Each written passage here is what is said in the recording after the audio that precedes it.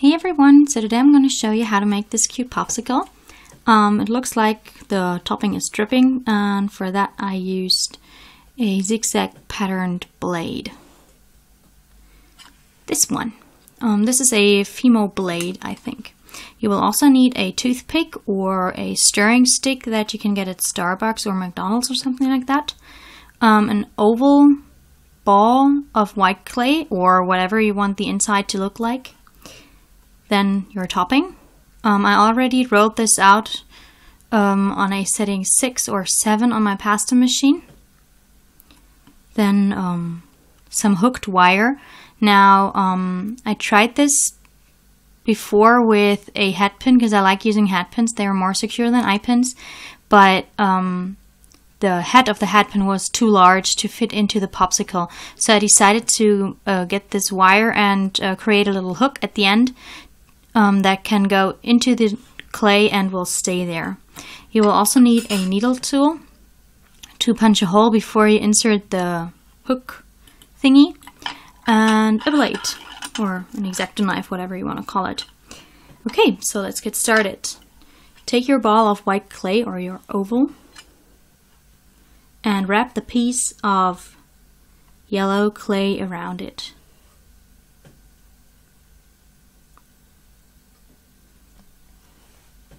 Cut off the excess using your knife.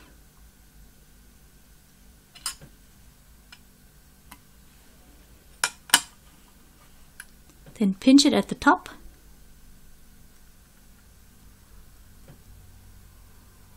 Try not to get any air in there. And then carefully, don't cut off too much. Cut off the excess here too. Now using your fingers or your blade or another tool that you can find, roughly smooth out what you just cut off. If it's still too much clay on there, just cut it off.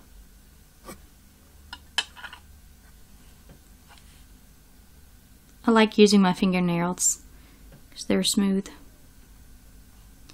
Just roughly, doesn't have to look nice because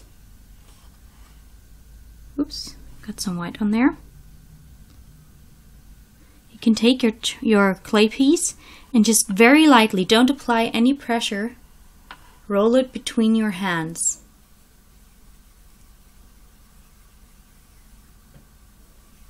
And that will smooth out the surface.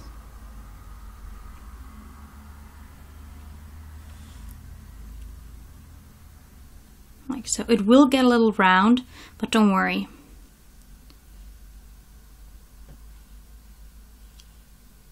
See? A lot better. And then if you lost your oval shape, just reshape it a little bit. Don't press it flat just yet. Now take your knife and make a little cut in the middle. This is where your hook wire thing will go through. Then take a needle tool and twist and push at the same time so you don't squish the oval you just made until it shows at the top. Pull it out. Get your wire hook and insert it. Now make sure that the cut you made a second ago, please focus, is wide enough for the hook to go in. Otherwise you'll just squish your charm. And then carefully pull.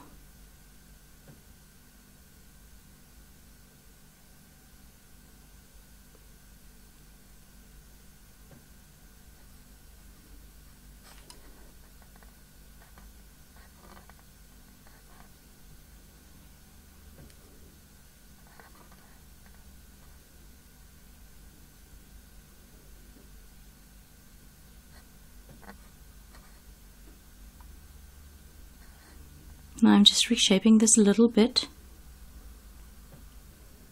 till I get my oval again, like this.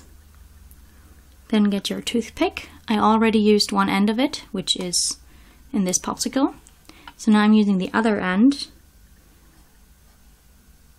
and I twist it while I insert it.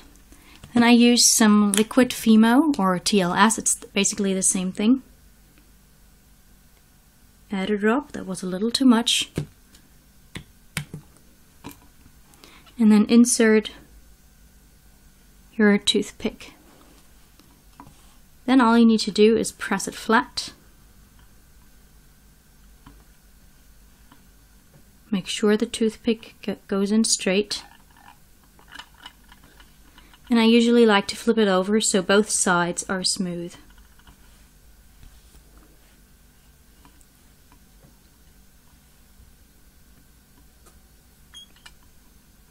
If you want, you can give it a little push on the sides too, so it becomes more rectangular, like this. Cut off the excess wood with your pliers or with your scissors. I like using pliers because sometimes the wood is too strong for scissors. And there you have it. 2 cutesy lemon popsicles. Now, what I like to do, I like to use my zigzag patterned blade, and on one of those, you see it's already bent quite much. I cut off one edge so it looks bitten, like that. So when you turn these two into earrings, one side of them is bitten and the other one is not. Yeah, you can add texture, like 2 lines here and here. You could draw on a kawaii face, whatever you like. I like to leave mine like these. So yeah, hope you enjoyed this tutorial, and stay tuned for the second half where I'm going to show you how to apply some sprinkles all over the popsicle. So welcome back for the second part of this video. Now I'm going to show you how to make these sprinkled popsicles. Now I did these, I put on the sprinkles on these before baking the actual ice cream, which was a pain because I deformed them in putting the sprinkles on all the way through. I know they look okay, but I was really afraid that I had destroyed the charm, and you can see here the liquid Fimo I used is really visible, so I don't like that. So I recommend that you pre-bake the actual ice cream. I always used white. So I have one here. It's been in the oven for about 5 minutes. If you want one of your ice creams or both of them to be bitten, I recommend that you do that, or that you cut out the bitten part before baking. I did cut out this bite after baking, so it is possible, but it was really hard, of course. So do that before baking. Now I've already decorated this one. This was a pre-baked white ice cream, and I decorated it with 2 shades of pink sprinkles. And now I have a lot of self-cut sprinkles left, and I will take my liquid Fimo or TLS or whatever, and grabbing the long end, so the metal part, I cover the whole ice cream with liquid Fimo.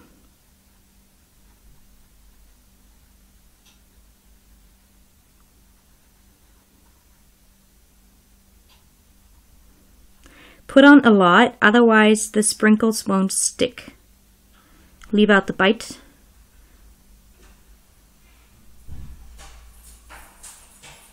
Okay, and then instantly put on the sprinkles. I found out that the liquid Fimo is really liquid, so it always goes to the place with the highest gravity, so it'll flow down, whatever. So you need to be really quick. Now this has been covered fairly good, I think. There are some left, there are some spots that are still open, so I'm going to try to cover them with sprinkles. You can also use tweezers for that, but then you have to put on every sprinkle individually, which is a pain, but yeah.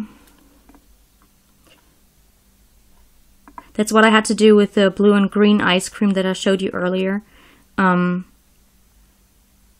I couldn't just push on the sprinkles with my fingers like so.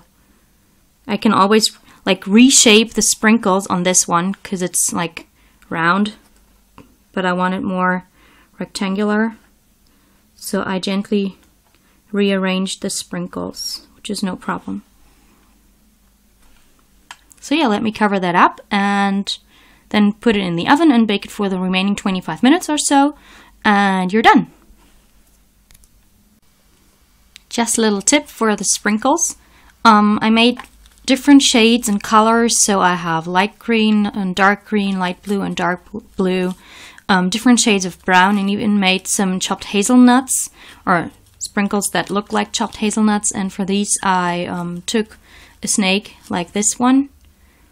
So light brown clay, which is I think Savannah in female soft, and some chocolate on the outside, and rolled it into a thin snake that has about the thickness of a toothpick. So you want it about 2 to 3 millimeters, sometimes even 4 millimeters wide.